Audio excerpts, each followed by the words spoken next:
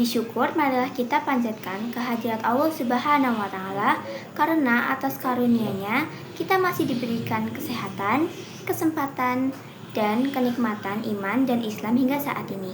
Sholawat serta salam semoga selalu tercurahkan kepada junjungan kita Nabi Agung Muhammad Sallallahu Alaihi Wasallam, kepada keluarga, sahabat, dan seluruh umatnya hingga akhir zaman. Perkenalkan, nama saya Rizka Wandari, absen 29.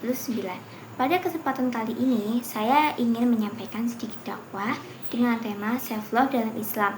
Teman-teman, akhir-akhir ini kata self-love seringkali kita dengar, terutama di media sosial. Banyak orang mengartikan self-love sebagai mencintai diri sendiri. Namun, bagaimana sebenarnya self-love dalam pandangan Islam? Mari simak selanjutnya. Dalam Islam, self-love bukan berarti menjadi egois atau merasa diri paling hebat. Self-love yang benar adalah bagaimana kita menjaga diri agar tetap berada di jalan yang baik dan dekat dengan Allah. Jika kita benar-benar mencintai diri sendiri, maka kita juga akan menjaga hati, menjaga pikiran, menjaga pergaulan, dan menjaga hubungan kita dengan Allah. Karena sebenarnya diri kita adalah titipan dari Allah yang harus dijaga dengan baik. Namun, di zaman sekarang, banyak orang merasa insecure karena media sosial. Kita sering membandingkan diri kita dengan kehidupan orang lain yang terlihat sempurna. Melihat orang lain cantik, sukses, atau memiliki kehidupan yang terlihat bahagia, membuat kita merasa kurang percaya diri. Padahal, Allah menciptakan setiap manusia dengan kelebihan dan kekurangannya masing-masing. Tidak ada manusia yang sempurna. Setiap orang punya proses hidup yang berbeda.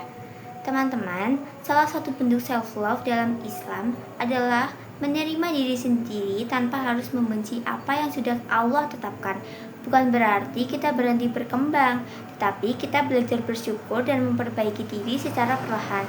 Selain itu, self-love juga berarti menghargai diri sendiri dengan cara tidak berkata buruk kepada diri sendiri. Kadang, tanpa sadar, kita sering mengatakan bahwa diri kita tidak cukup baik, tidak cantik, atau tidak berguna. Padahal, Allah menciptakan kita dengan sebaik-baiknya bentuk.